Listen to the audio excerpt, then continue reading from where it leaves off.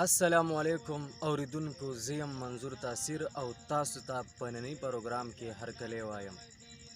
اوریدونکو، نن د ارمان ټي وي نه په پیله ځل باندې یو داسې ویډیو پیش کیږي چې په کم کې د قرآن شریف ګستاخي شوي ده. هغه ویډیو ما سره په سیټ کې چلیږي.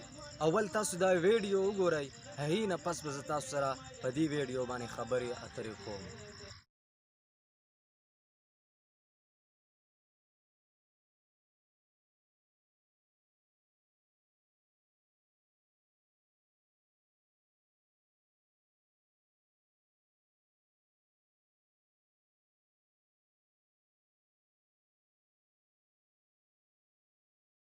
اوریدونکو، یقینا د جړا مقام دی، د فریاد مقام دی، د واویلا مقام دی.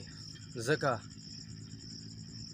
چې کوم کتاب مونږ ته د مور و پلار حقوق ښیي، د هغه کتاب ګستاخي کیږي.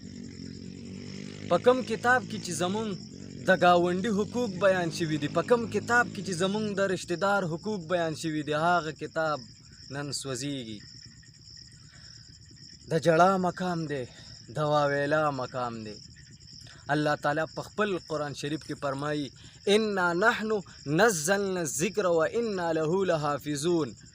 فرمایي چې ما په خپله دا قرآن شریف نازل کو او دی به زه په خپله باندې محافظ جوړیږم، دی به زه په خپله باندې حفاظت کوم. نو زه هغه انسان ته ویم چا چې د قرآن شریف ګستاخي کړې ده چې تا خو د قرآن شریف ګستاخي وکړه، ته خو به قرآن شریف نعوذ بالله وسوځئ، ته خو به قرآن شریف نعوذ بالله په نالۍ کې پرېږدي. خو د یو حافظ قرآن د سینې نه بې څنګه لرې کوې؟ هغه چې د حافظ قرآن په سینه کې محفوظ شوی دی، هغه سینې نه بې ته څنګه لرې کوې؟ اوریدونکو، زه به نور تاسو سره خپل تمهید نه لویم، نور به زه خپل تمهید نه لویم، خو دا خبره در سره کوم چې دا یو ډیره دردمنده واقعه ده. خو مونږ ته خو یو ملګري دا ویډیو راواستوه، وایي چې یاره په دې باندې تاسو هم خبرې اترې وکړئ چې دا ویډیو نور هم په مخکې باندې لاړ شي. نو ما ته چې وقاص ارمان صاحب کله دا ویډیو ولګوه نو واقعي ډیره دردمنده ده. یو چغه پکې پرته ده، یو واویلا پکې ده. خو زه دا خبره تاسو سره کوم چې دا ویډیو چې کله هم تاسو وګورئ نو دا ویډیو شیر کړئ، خپل ملګرو ته دا شیر کړئ، ځکه چې دا خبره د هر یو انسان زړه ته ورسي، غوږو ته ورسي. انشاءالله امید لرم ویډیو به تاسو هم شیر کوئ، او که تمهید کې څه مانه څه غلطي کوتاهي شوي به تاسو نه معذرت غواړم. منظور تاثیر صاحب تاسو نه اخلي اجازت. د الله په امان.